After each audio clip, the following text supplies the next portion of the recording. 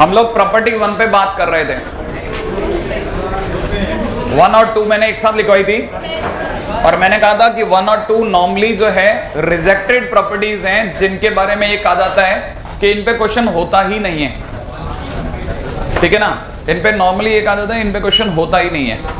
जबकि मैंने आपको पिछली बार ये क्वेश्चन बता दिया था भिड़ते कि देखिए साहब इस पे क्वेश्चन होता है। ठीक है ना, कोशिश कर रहा हूं कि आपको ये समझाने की नहीं साहब इस पे ना केवल क्वेश्चन होते हैं बल्कि इनसे बनने वाले क्वेश्चन ऐसे होते हैं ना जिनसे हमारा बेस बनता है। रेडी? अच्छा चलिए अगले क्वेश्चन पे आता हूं। इफ क्वेश्चन वाला कहता है कि d upon dx of fx, सही है, capital fx is equal to में गिवन है e to the power sin x divide by x when x is positive and integration में गिवन है 1 to 4 3 by x e to the power sin x cube dot dx is equal to capital Fk minus F1। Then अगला मेरे से पूछ रहा है कि k belongs to या k की वैल्यू क्या होगी।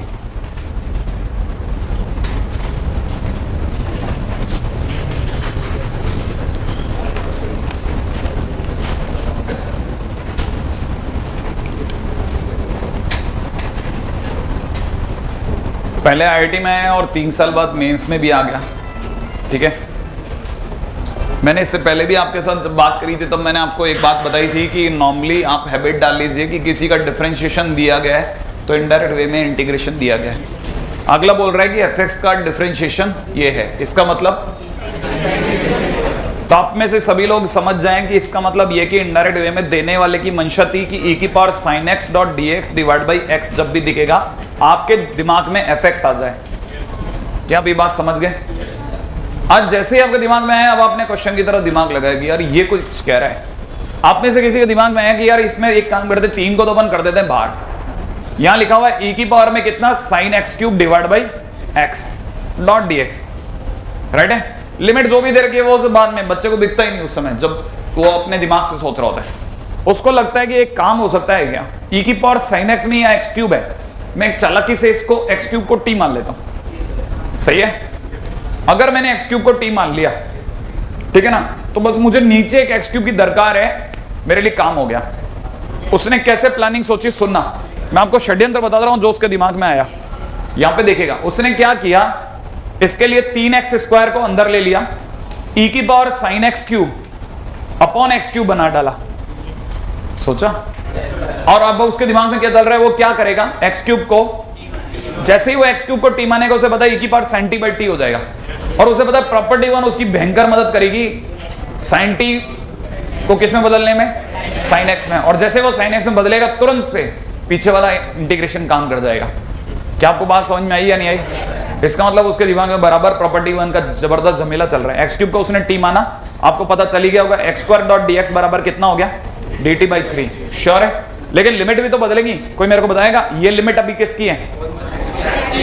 x के नाम पे 1 और 4, सही है, t के नाम पे यहां से बदलूं 1 का क्यूब 1, 4 का क्यूब 64। तो मेरे लिए नई लिमिट आ गई है 1 से लेकर कितना 64। e की पावर में देखिएगा e की पावर sin t कर दूं, अपॉन में नीचे t कर दूं, लेकिन मेरे को 3x स्क्वायर डॉट dx मिल गया क्या?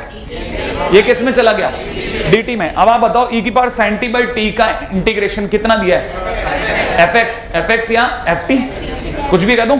तो मतलब मैं प्रॉपर्टी 1 लगाऊं और फिर इससे क्या लिख दूं कि प्रॉपर्टी 1 लगाते ही यहां पे लिख दूं fx, सही ना। और fx पे लिमिट कहां से कहां तक, तो आंसर बताइए क्या बनेगा, f64 to f64 minus f1। तो बताइए k की वैल्यू कितनी आई, 64, दैट्स इट।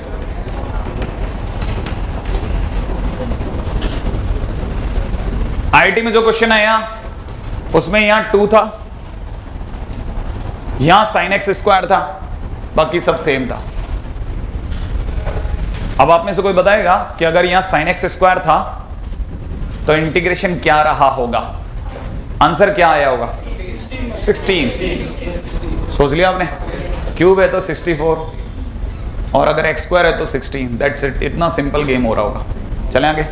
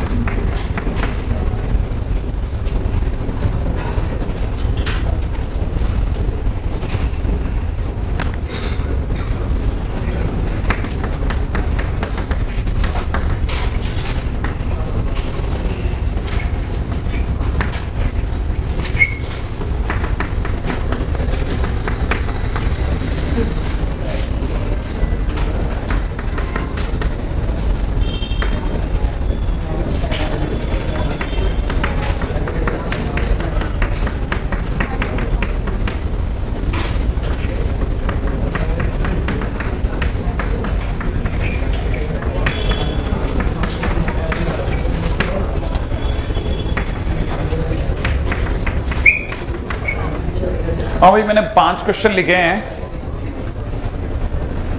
ठीक है ना, सिर्फ ये बताने के लिए कि प्रॉपर्टी 1 या फिर कोई और चीज भी एक साथ में नजर में रखी जा सकती है, ठीक है ना। पहले 2 क्वेश्चन तो ऑलमोस्ट एक जैसे दिख रहे हैं अंदर से। एक में फंक्शन के अंदर x की बार n प्लस एक्स की बार माइनस एन इंटू में log x dx upon 1 plus x square है, और दूसरे में log x dx upon x है। अगले क्वेश्चन में c में अगर आप ध्यान से देखेंगे ना, तो आपको क्वेश्चन में देने वाला 1 अपॉन एक्स इंटू में साइन ब्रैकेट के अंदर x माइनस 1 अपॉन एक्स दे रहा है, ठीक है। इसके अंदर f कैपिटल है, 1 अपॉन एक्स, कैपिटल f में 1 अपॉन एक्स इंटू में x square into F X बराबर 0। ये हो सकता है कुछ उतारने वाले से छोटी मोटी गलतियां हो जाए, बाकी मेरे हिसाब से लगभग परफेक्ट है, सही है। इनमें से 2 क्वेश्चन ऑलरेडी आईआईटी में आ चुके हैं, एक क्वेश्चन मेंस में।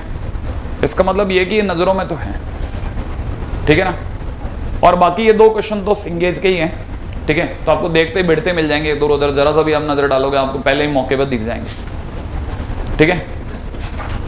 इन 5 क्वेश्चन में एक कॉमन चीज है जिसपे आपकी हो सकता है नजर ही ना पड़े। हर किसी में x है और 1 अपॉन एक्स है, हर किसी में। आपको जो x की बार माइनस एन दिख रहा है ना, आपको दिख रहा है, मुझे x की बार n प्लस 1 अपॉन एक्स की बार n दिख रहा है, सही है ना। इवन यहां तक भी बता दूं कि आप लिमिट भी देखोगे ढंग से ना, तो आपको साइन थीटा और 1 अपॉन साइन थीटा दिख जाएगी। यहां पर आपको जैसे ही आप एफ ही मांगोगे ना, ठीक है ना, तो आपको पता लगेगा एक x है, 1 अपॉन एक्स है। आपको कहानी में कहीं ना कहीं, कहानी में हर बार, ठीक है ना, आपको x और 1 अपॉन एक्स का जबरदस्त रोल दिख जाएगा। जब भी कहानी में x और 1 अपॉन एक्स का रोल होता है, तो आप समझो प्रॉपर्टी 1 की दया होगी उस पर। लॉजिक समझ में आ गया? मेरे पास एक ही क्वेश्चन के अंदर हल्का फुल्का थोड़ा हेरा फेरी है, बाकी तो किसी में है नहीं, ठीक है ना। ऐसे तमाम क्वेश्चन जिनमें x और 1 अपॉन एक्स का रोल हो, एक लाइन में बात खत्म हो जाती है, take x is equal to 1/t। अपने आप क्वेश्चन अपने आप ही डील होता चला जाता है। कैसे हो जाता है देखते हैं। कोई एक क्वेश्चन जैसे पहले तो फर्स्ट दिखा देता हूं, राइट है। सबसे पहले मैंने फंक्शन को i मान लिया कि let the function is i, सही है। इंटीग्रेशन कहां से कहां था, 0 से इनफाइनाइट, f ब्रैकेट के अंदर दे रखा है x की पावर n प्लस x की पावर माइनस n इंटू में log x dx अपॉन में नीचे कितना 1 प्लस एक्स स्क्वायर। मैं जैसे ही देख लिया कि x के साथ 1 अपॉन एक्स है, मैंने तुरंत प्रभाव से x is equal to 1/t ले लिया। तो आप में से कई लोग dx is equal to minus 1 upon T square dot dt देख गए, सही है। जिनको लिमिट देखनी आती है वो जानते हैं x के नाम पे लिमिट अभी 0 और इनफाइनाइट है ना। x की जगह 0 रखते ही t की जगह इनफाइनाइट हो जाएगा और यहाँ 0 हो जाएगा, सही है ना। तो मेरी नई लिमिट हो गई है इनफाइनाइट टू 0, सोच लिया आपने। अच्छा, f की जगह पे f चल ही रहा है, जहां x की पावर है 1 अपॉन टी, x की जगह 1 अपॉन टी हो गया, तो ये t की पावर माइनस n हो गया, ये t की पावर n हो गया, देख रहे हैं आप। log x की जगह हो गया log 1/t। log 1/t को कई लोग प्यार से माइनस log t भी कहते हैं, तो मैं माइनस log t कर दूं, इनटू में dx की जगह पर हो जाएगा minus 1 upon T square dot dt। अच्छा, तब तक नीचे एलसीएम हो जाएगा 1 प्लस 1 अपॉन टी स्क्वायर। सोच लेना, एलसीएम में जो टी स्क्वायर आएगा वो इस टी स्क्वायर को काट देगा। तब तक आपको पता लग गया माइनस माइनस प्लस हो गया, नहीं आया। ध्यान से देखोगे तो यहाँ पे आप बताओ, यहाँ क्या दिख रहा है आपको, टी स्क्वायर प्लस 1 दिख गया। अब मैं इस पे लगा रहा हूं प्रॉपर्टी 1, क्योंकि प्रॉपर्टी 1 लगते ही मेरे को जहां जहां टीएम आवा एक्स वापस मिलेगा, जहां जहां टीएम आवा मेरे को एक्स वापस मिलेगा। तो आप बताओ साहब, एक्स की जगह मेरे को क्या क्या मिल रहा है, देखो बताओ। इनफाइनाइट से 0 में कोई फर्क नहीं पड़ेगा। अच्छा, फंक्शन में f की जगह x की जगह क्या हो जाएगा, x की पावर माइनस n, और यहाँ क्या मिल जाएगा, x की पावर n। यहाँ कितना मिलेगा, log x, देख लिया आपने। अच्छा, ये 1/t स्क्वायर का t स्क्वायर तो कट गया, ऊपर क्या रहेगा, सिर्फ dx, सोच लिया आपने। अच्छा, नीचे की तरफ आप बता रहे थे t स्क्वायर प्लस 1 की जगह क्या हो जाएगा, x स्क्वायर प्लस 1, मिल गया कि नहीं मिल गया। अच्छा, एक छोटी सी बात बताइए, क्या ये फंक्शन और ये फंक्शन में जो मैं लेके चला था एक ही चीज का डिफरेंस नहीं है, लिमिट का। क्या कहते हो आप, लिमिट का डिफरेंस है कि नहीं। तो आप में से किसी को पता है, मैं जैसे लिमिट घुमाऊंगा तो मेरे लिए i is equal to minus I तैयार है, लिमिट घुमाते ही। लेकिन लिमिट घुमाते ही मेरे को लिखना पड़ जाएगा कि प्रॉपर्टी 2 लग गई। अच्छा बताइए, मैंने आपको बताया कि प्रॉपर्टी 2 लगा, ये आपके दिमाग में अपने आप ही आ गया कि लिमिट घूम सकती है। लिमिट घूमने का अपने आप ही आया ना दिमाग में, मतलब आपको अपने आप ही स्ट्राइक करता है। आप चलते जाओगे ना, आपको अपने आप ही स्ट्राइक करेगा। बस आपको ये चीज मैं सिखा रहा हूं कि जहां पे भी x और 1 अपॉन एक्स हो, वहां पे क्या करने का है, x की जगह 1/t लेने का है। मैंने मैं आपको रास्ता दिखा सकता हूं, ऑटोमेटिकली आपको प्रॉपर्टीज सूझेंगी, आपको सोचने की जरूरत नहीं मेरे को कैसे प्रॉपर्टीज तय करेगी। अरे आप बताओगे दुनिया को प्रॉपर्टीज के सिवा कुछ और लग ही नहीं सकती। तो आई इक्वल टू माइनस आई होते क्या हो जाएगा, 2i इक्वल टू 0 और i इक्वल टू 0। माने इसका आंसर कितना हो गया, 0। क्या आपको ये बात समझ में आ गई? बहुत ही अच्छा क्वेश्चन है नंबर 1, है ना। मैं तब तक दूसरे क्वेश्चंस को थोड़ा सा एक बार के लिए देखना चाह रहा हूं कि मेरे पास में आंसर क्वेश्चन सही होने चाहिए, है ना। जैसे मैं सोच रहा हूं एक बार के लिए मैं तब तक डी ट्राई करूं, डी पे दिमाग लगा लूं, है ना भाई। अच्छा, डी पे दिमाग आप और मैं दोनों साथ ही लगाएंगे ताकि हमको एक साथ महसूस हो जाए कि क्वेश्चन बन सकते हैं। सही है। अच्छा, क्वेश्चन में क्या दे रखा है, f1/x देख लिया आपने, प्लस में दे रखा है x² इंटू fx। क्या ये बात समझ में आ गई? देखो मेरे साथ रहना, क्यों? क्योंकि कॉपी तो होता रहेगा, इक्वल टू 0। देन इंटीग्रेशन में जो भी मांगा जा रहा है वो देख लेंगे बाद में। आप तो बताओ इंटीग्रेशन के अंदर इंटीग्रेशन किसका मांगा जा रहा है, fx का। तो आप मेरे को fx की वैल्यू यहां से समझाओ। fx इक्वल टू कितना दिखता है आपको? एक तो ये माइनस का f1/x उधर चला गया, और जो x² आगे मल्टीप्लाई में था वो कितना, 1/। तो आप ये बात समझ गए, जहां जहां भी मेरे पास में fx है मैं उसकी जगह -1/x² इंटू f1/x पुट कर सकता हूं। आप रेडी है? अब क्वेश्चन में मेरे से क्या दिया जा रहा है, क्वेश्चन में मुझे दिया जा रहा है sin theta to cosec theta, question में दिया जा रहा है fx.dx। तो I am going to put यहाँ पे sin थीटा, यहाँ cosec थीटा, और जैसा आपका कहना है यहाँ पे मैं माइनस का 1/x² इंटू f1/x पुट करने वाला हूं। कर दूं? सबसे पहला काम डन। अब मैंने आपको क्या सिखाया था, यदि लिमिट x और 1/x जैसी हो तो मुझे क्या चीज लेनी है, t में? नहीं, मैंने आपको सिखाया था x की जगह पर 1/t। तो बताइए साहब dx की जगह -1/t².dt कर दूं? एक काम खत्म। अगला पॉइंट बोलो, आपके पास में लिमिट क्या क्या है? अभी x के नाम पे लिमिट क्या है, sin थीटा और cosec थीटा। तो जल्दी से बोल दो t की जगह पे आपको क्या क्या मिलने वाला है, cosec थीटा और sin थीटा। इसका मतलब जहां sin थीटा वहां मुझे मिलेगा cosec थीटा। सही है ना भाई? अच्छा, कितने लोगों को आइडिया हो गया कि आगे पीछे प्रॉपर्टी 2 लगनी पक्की है? दिख गया आपको? अच्छा बोलो साहब, अब आप मेरे को रास्ता दिखाओ। क्या लिखना था, x की जगह 1/t लिख दूं? x की जगह 1/t लिखते ही माइनस का t², फंक्शन के अंदर इसकी जगह पे t कर दूं, dx की जगह पे कितना, -1/t².dt। नहीं है, t² से t² गया, माइनस माइनस प्लस रह गया। क्या लगता है मैं इसकी जगह पे अब देखो लगाता हूं प्रॉपर्टी 1 और प्रॉपर्टी 2 एक साथ लगा दूं। अगर मैंने यहां पे लाते लाते प्रॉपर्टी 1 और प्रॉपर्टी 2 लगा दी तो आपको पता है प्रॉपर्टी 1 मुझे क्या कह देगा, प्रॉपर्टी 1 मुझे कह देगा कि मुझे f के अंदर t की जगह x लेना चाहिए। सही है। और यहां पे कितना लेना चाहिए, dx। और प्रॉपर्टी 2 मेरे इसको पलटा देगी, sin थीटा को कर देगी नीचे और cosec थीटा को कर देगी ऊपर, और इस चक्कर में मेरे पास माइनस और आ जाएगा। अगर मैं इसको i मानता हूं, अगर मैं इसे i मानता हूं तो ये मेरे पास क्या रिसीव हो गया, तो मेरे को यहां से पता चल गया i इज इक्वल टू, इसका मतलब 2i इक्वल टू 0, इसका मतलब i इज इक्वल टू 0। माने इंटीग्रेशन का आंसर कितना हो गया, 0। सही है। आगे लिख लें आप, है ना, आगे देखेंगे जो भी है।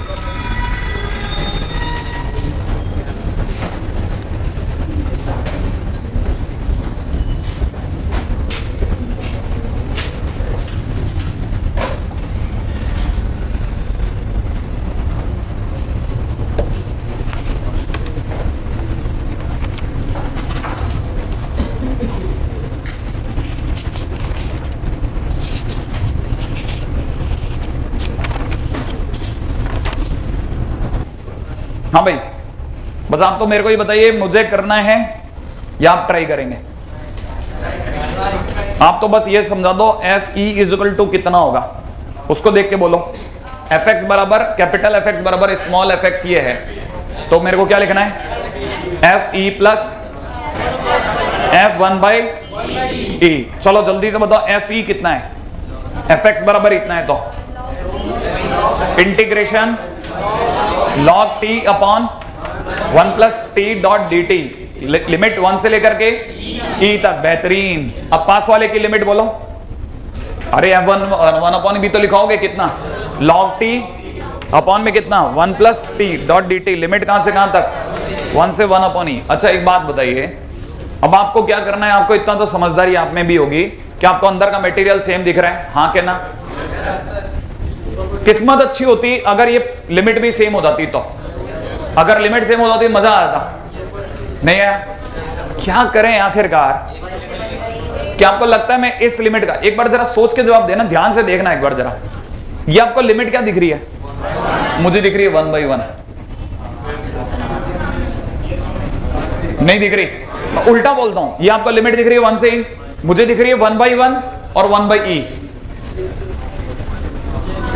नहीं दिखा। 1/1 बाई चांस क्या है? 1, तो इसलिए आपको पता नहीं चल रहा। अगर मैं इस पर x = 1/t लगा दूं, x = 1/t तो लगा ही नहीं सकता, x है ही नहीं सर, तो मैं क्या करूंगा? मैं शैतान हूं, t बराबर 1/x लगा दूंगा, नहीं है? तो मैं जैसे ही t बराबर 1/x लगाऊंगा, एक बार मेरी मन की आंखों से देख लो, यहां कितना दिख रहा है आपको? log, मुझे माइनस log x दिख रहा है। अच्छा, यहां पे आपको क्या दिख रहा है? नहीं, मुझे दिख रहा है माइनस, मैंने क्या लगाया था? t की जगह पे 1/x, तो मुझे दिख रहा है -1/x² dx। यहां क्या दिख रहा है? 1 + 1/x, 1 + 1/x। एलसीएम लेने पर इसका x एक x बचेगा, माइनस माइनस प्लस हो गया, और इससे कटने के बाद यहां t रह गया एक, यहां पे एक x रह गया, क्या रह गया कि नहीं रह गया? तो ये बन गया मेरे लिए log t/t × t+1। प्रॉपर्टी 1 लग गई, x वापस t बन गया, नहीं आया? देखो जरा गौर से देखो कि log t/t × t+1, ठीक है, और लिमिट हो जाएगी मेरे लिए, क्योंकि मैं t को 1/x ले चुका था, इसलिए 1 तो 1 ही रहा, ये 1/e हो गया। इसकी लिमिट और इसकी लिमिट सेम हो गई, अंदर वाले अटैच हो गए, फिर log t कॉमन। मैं ज्यादा तेज खींच गया, ट्राई सोचोगे? सोच लिया ना आपने? इसका मतलब आपको क्या करना है, बस इतना से याद रखना, ज्यादा खोपड़ी घूम रही हो तो परेशान मत होना, t की जगह सर ने कुछ 1/x रखा था इसी में, उसमें नहीं करना। फिर आगे जाके प्रॉपर्टी 1 से t की जगह x की जगह क्या कर देना? t, बस ये 3 बातें याद रखना, फिर दोनों अटैच हो जाएंगे अपने आप ही। और ये करके जरूर आइएगा, क्योंकि मेंस का क्वेश्चन है। मेंस ने डेफिनेट इंटीग्रेशन में इतने शानदार क्वेश्चन दिए हैं ना, है ना, कि कई बार हमारे मतलब कम्युनिटी में समझ में नहीं आया कि मेंस ऐसी बातें कहां से ढूंढ लाया, इतने अच्छे अच्छे क्वेश्चंस क्रिएट करे ना मेंस ने। सोचो, मतलब एडवांस तो फिर आपको पता ही है किस लेवल तक कूदता फांदता जा सकता है, ठीक है। ये देखिए प्रॉपर्टी 1 पे हमने कुछ छोटे छोटे अच्छे क्वेश्चंस देख लिए। अब आगे चलते हैं बहुत ही अच्छा क्वेश्चन की तरफ, है ना। क्वेश्चन में दिया जा रहा है -4 से लेके -5 तक, e की पावर में दे रखा है x + 5 का होल स्क्वायर, प्लस में दे रखा है 3 टाइम्स dx, इंटीग्रेशन में दे रखा है 1/3 से लेकर के 2/3 तक, e की पावर में दे रखा है 9 × x - 2/3 का होल स्क्वायर .dx। क्वेश्चन देखते ही समझ में आ जाता है कि ये तो मैं ही करूंगा, सही है ना। ऐसा क्वेश्चन मतलब जो देखते एक बार डर बैठ जाए आदमी को, ठीक है ना। देखो पहला डर तो यहां खत्म करते हैं, इसने जानबूझ करके बहुत शैतानी से 9 को बाहर कर दिया। एक बार 9 को अंदर ले जाओ ताकि ये तो थोड़ा नॉर्मल दिखे। कितने लोगों को दिख गया? 3 तो बाहर, यहां 1/3 से 2/3, e की पावर में कितना हो गया? 3x - 2 का होल स्क्वायर। नहीं है पहला तरीका। मान लो आपको लगता है नहीं सर ये फोकट में एनर्जी वेस्टिंग है, काय को इतना दिमाग लगाए, अपन तो क्वेश्चन पे अटैक करते हैं, क्या करना है बताओ, सही है तो सोचते हैं ना। देखो साहब एक बात, पहली चीज अच्छे से समझ लो, आप में से जो दूरदृष्टा है ना, जंगल में दूर तक देख सकता है, वो पहले देख ले भाई। इसकी फोटो साफ बता रही है, e की पावर x² वाली फील आ गई, और e की पावर x² आप मरते मर जाओगे, ये लूप बन जाएगा, लास्ट में लूप बन जाएगा, लूप, ये आपसे इंटीग्रेट नहीं होने वाला। इसका मतलब इसका इलाज इंटीग्रेशन तो कतई नहीं है, ये इंटीग्रेशन से नहीं होता ये क्वेश्चन। ये तो किस्मत अगर धनी हो तो कट जाए तो कट जाए, एक ही दूसरे को काट दे, लेकिन सर ये कटने वाले मुझे नहीं लग रहे, सही है ना। तो एक काम करते हैं, कटेगा कि नहीं कटेगा वो आप मेरे पर छोड़ दो, काटने का तरीका सोचते हैं कैसे कटेगा, कि सर इसकी शक्ल कहां कटते लग रहे हैं। मैंने कहा कट सकते हैं, कब कट सकते हैं तरीका सुनना। अपन क्या करते हैं, प्रॉपर्टी 1 का जबरदस्त मिसयूज करेंगे। इसके अंदर इसको t मान लेते हैं, तो e की पावर t² हो गया, इससे u मान लेते हैं, तो e की पावर u स्क्वायर हो गया। अब हम क्या करेंगे, प्रॉपर्टी 1 से हम जानते हैं और आप भी जानते हो, t वापस किस में बन जाएगा, x में, u भी वापस किस में बन जाएगा, तो ये e की पावर x स्क्वायर, ये e की पावर x स्क्वायर बन जाएगा। अब अगर किस्मत तेज रही तो ये वाला e की पावर x स्क्वायर उस e की पावर x स्क्वायर को काट देगा। कैसे, डायरेक्ट सेम आने के कारण इंटीग्रेशन ही इंटीग्रेशन को उड़ा दे। आपको थॉट समझ में आ गई? पहले आप षड्यंत्र रखते हो यार करना क्या है, क्योंकि e की पावर x स्क्वायर का इंटीग्रेशन तो नहीं होने वाला। तो आपको ये पता है, या तो ये काट दे एक दूसरे को, काटने का रास्ता क्या है, इसको t मानो इसको u मानो और बाद में प्रॉपर्टी 1 से दोनों को x में पटक दो। सही है, तब तो कटेंगे, है कि नहीं। अब अपन ने दिमाग लगाया इसको क्या मानना है हमारे को, t। तो आपने इस कोने में x + 5 का हिसाब लेना चालू करा, e की पावर x, इसको क्या मान लिया, t। अच्छा, इधर आपने पास में देख लिया, सोच लिया किसको क्या मानना है, जल्दी बोलो। हाँ बोलो ना, किसको मानना है, किसको किसको, अरे पूरे को। 9 × 9 को अंदर ले जाओ, आप ले जाओ, 3x - 2 का होल स्क्वायर, इसको पूरे को 3x - 2 को क्या मानना था हमारे को, u मान ले। आइएगा, मजा जरूर आएगा पक्का इस गेम में, पक्का शर्तिया मजा है। dt बहुत ऊंच नीच है, ठीक है ना भाई, x के नाम पर और t के नाम पे। सोचो x की जगह पहले नंबर पे -4 रखते ही, -4 रखते ही t बराबर 1, -4 पे 1 आ गया। दूसरे नंबर पे -5 रखते ही 0 आ गया। नई लिमिट सुंदर आई है काफी, 1 और 0। सही है, आपको खट से नहीं आया, e की पावर t² दिख गया, क्योंकि सबको पता है dx बराबर dt है। ये तो काफी साफ सुथरा आ गया सर, उम्मीद नहीं थी इतनी बढ़िया से आएगा। प्लस अगले पे आ जाता हूं, 3 की जगह कुछ छेड़ नहीं रहा, तब तक इस पे आ जाओ। आपको पता है मेरे पास में नई लिमिट है x के नाम पे कौन, अच्छा इसका डिफरेंशिएशन बोलो, 3dx बराबर में कितना, du। सही है, x के नाम पे लिमिट हमारे पास क्या क्या है, 1/3, 2/3। अच्छा x की जगह 1/3 रखो, कितना, u बराबर कितना, -1 पक्का, 2/3 रखो 0। ये लिमिट भी कंपैरेटिवली ठीक जा रही है, ठीक है ना। तो हमारे लिए जहां 1/3 वहां पे -1, ये 0, थोड़ा सा गड़बड़ हो गया है। ये अगर 1 और 0 होता तो ज्यादा अच्छा लगता। एनीवे देख लेंगे। 3 और dx काम में आने वाला है, du बन जाएगा। e की पावर में ये 9 अंदर जा चुका है, इस पूरे की जगह मैं u मान चुका हूं, तो e की पावर u² du हो गया है, ठीक है ना। प्लानिंग जाते जाते थोड़ा सा मामला अटका है, थोड़ा सा लटक गया मामला। क्यों, क्योंकि अभी ये कट नहीं सकते, लिमिट ही सेम नहीं है। अब इस जगह पे हमारे को क्या सूझ रहा है ना, अब इस जगह पे हमारे दिमाग में आ रहा है कोई चक्कर तो चलाना पड़ेगा, लिमिट तो सेम करनी पड़ेगी सर। तो एक दिमाग में उपाय सुनो आप, इस तरह का उपाय आपने सोचा ही नहीं होगा। एक काम करते हैं, मेरे को लिमिट चाहिए 1, तो मैं क्या करता हूं ना, u को -z मान लेता हूं। मान लो अगर मैंने u को -z मान लिया तो du बराबर -dz। लिमिट अभी u के नाम पे 0 और -1 है, 0 रखते ही z के तो कोई फर्क ही नहीं पड़ा, 0 और -1 रखते ही 1 हो गया। सही है, सीधा तीर निशाने पे लगा, 1 और 0। e की पावर u की जगह -z कर दूं तो -z का स्क्वायर, फर्क ही नहीं पड़ा। du की जगह -dz, और इस मौके का तो बरसों से इंतजार था सब, नहीं है क्या आपको लगता है आपको भी इंतजार था। e की पावर t² dt। अब लाने से पहले बस इसको प्रॉपर्टी 1 लगाया, इसको प्रॉपर्टी 1 लगाया, आपको पता है ये क्या बन गया, e की पावर x² dx, 1 से लेकर 0 तक। ये भी क्या बन गया, e की पावर x² dx, और कहां से 1 से 0 तक, और आते ही कट गया। आ गया कहानी पकड़ में, नहीं आया। अच्छा बताइए, प्रॉपर्टी 1 पे क्वेश्चन नहीं होते क्या, देख लिया हमने, मस्त क्वेश्चन होते हैं साहब। सही है, एक से एक जबरदस्त क्वेश्चन होते हैं।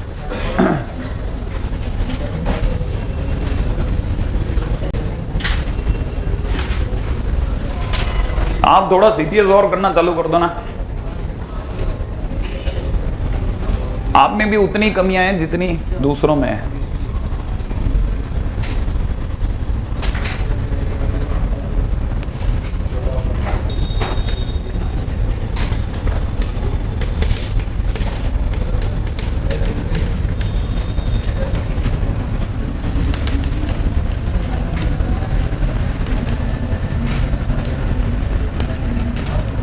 इसके बाद की जितनी भी प्रॉपर्टीज हैं, हर प्रॉपर्टी का नाम है बकायदा।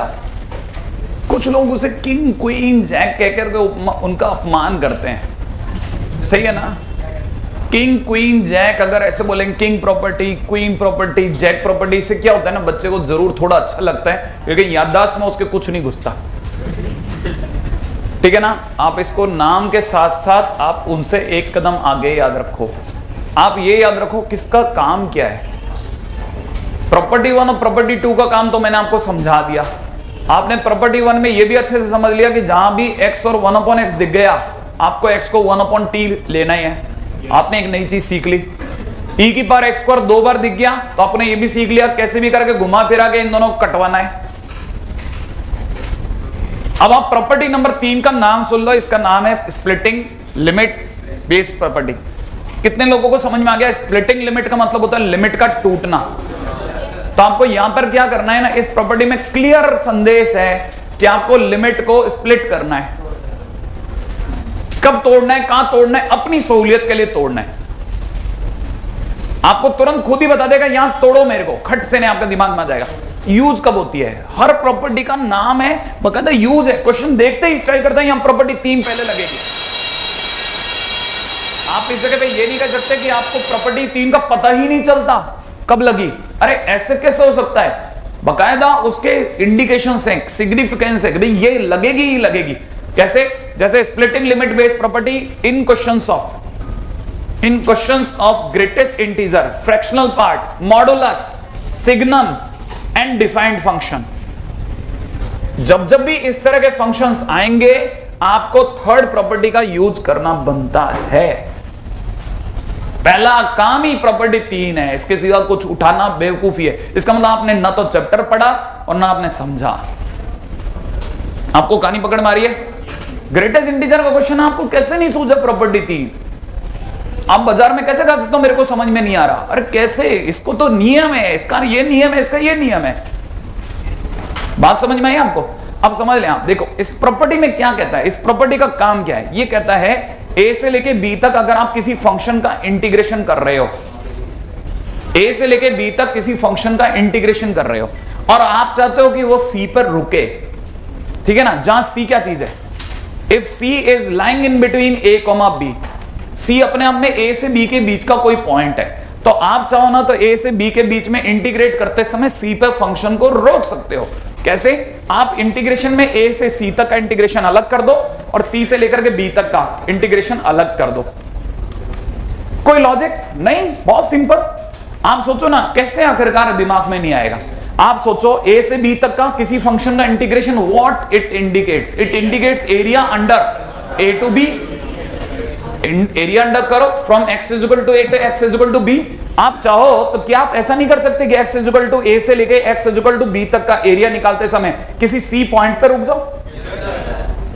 तो अगर आप a से लेके c तक का किसी फंक्शन का इंटीग्रेशन कर रहे हो, माने ये एरिया निकाल रहे हो प्लस ये वाला एरिया निकाल रहे हो, और दोनों का सम वापस आपको क्या दे रहा है? fx। और खास तौर पे वो फंक्शन जिनमें डिसकंटिन्यूअस हो रहा है फंक्शन, उनमें तो महान यूज है इसका साहब। आपको पता है अगर by the greatest integer function है 1 से लेके 3 तक जा रहा है तो आपको 100% पता है greatest integer always discontinuous at integer. तो 2 पे रुकेगा 1 से 3 तक जाते समय, तो 1 से लेके 2 तक का इंटीग्रेशन अलग और 2 से 3 का इंटीग्रेशन अलग, टोटल एरिया 1 से 3 तक का आ गया। इसमें क्या भेद है बताओ? क्या आपको बात समझ में आ गई? लेकिन मैंने ये नहीं बोला कि डिसकंटिन्यूअस फंक्शन। आपके सामने मैंने जो डायग्राम बनाया वो कंटिन्यूअस का बनाया, देख रहे हैं आप? तो आप वैसे ही देखा जाए तो इसका प्रमाण, मैंने प्रूफ ही, इसका डायग्राम ही इसका प्रूफ है। ये ओरिजिनल है, पिछला वाला तो ट्रायल था। ठीक है। अब देखो साहब इसमें क्या है ना, दूसरा पॉइंट सुनना। मैंने आप में से किसी को भी समझाने की कोशिश करी कि C इज इन बिटवीन, लेकिन मैंने ऐसा कहा नहीं है कि C को होना मांगता नहीं साहब। अगर by the way if C is outside to a, b तो भी चलेगा। जो C बाहर है तो भी चलेगा। हाँ C बाहर है तो भी चलेगा। ऐसा कैसे हो सकता है? आप ही बताओ। मैंने एक इंटीग्रेशन लिखा, ये a है ये b है, सही है, और C को मैं बाहर ले लेता हूं, ले लूं। तो आप एक बात बताओ, अब इससे आपके दिमाग में, मेरी वाली नहीं आएगी, आपके दिमाग में नया फंडा आएगा। अगर मेरे से किसी ने कहा कि a to b fx dot dx, क्या मैं कह सकता हूं कि ये it is equivalent to a से लेके c तक fx का इंटीग्रेशन माइनस क्या? माइनस आपने बोला b से c। अब बड़े ध्यान से सुनना। इसका मतलब यह कि मैंने आपको कभी नहीं सिखाया कि इंटीग्रेशन हमेशा लेफ्ट टू राइट होता, लेकिन आप अपने आप बोल गए।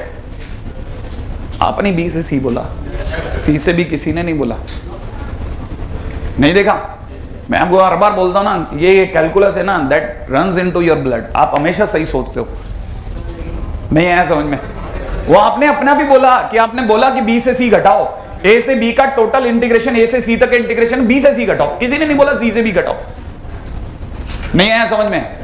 अब आप में से जिसको ये बात समझ में आ गई वो ये भी जानता है कि ए से लेके सी तक फंक्शन का इंटीग्रेशन करते करते अगर मैंने इस पे प्रॉपर्टी 2 लगा दी, क्या कहते हो? तो प्रॉपर्टी 2 लगाते ही क्या हो जाएगा? ये सी से बी हो जाएगा। नहीं हुआ, और सी बाहर होकर के भी अंदर हो गया। नहीं आया? सी बाहर होकर के भी आप ए से सी से बी पढ़ गए। यही तो मैं आपको कह रहा था, सी में भी आउटसाइड। नहीं है कहानी पकड़ में, ये आपने कहानी तो लॉक कर दी ना। ये छोटी छोटी चीजें हैं जो आपको ध्यान में रखनी है बस। सही है? बाकी अपन कल करते हैं, आज थोड़ा सा अपन इधर उधर रह गए।